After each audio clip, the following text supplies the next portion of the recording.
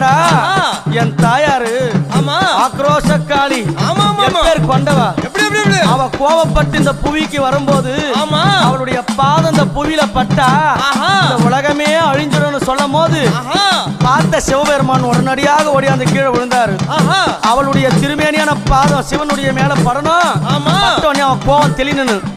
கீழே இருக்கிற கணவனும் தெரிஞ்சு கூட எங்க அம்மா அவ கட்டி நல்ல அம்மா கணவனைய அவ கட்டிய கணவனைய அவ காலால மேதித்தவளாம் அவ கட்டிய அம்மா கணவனைய அவ காலால அம்மா மேதித்தவளாம் அவ புலித்தோள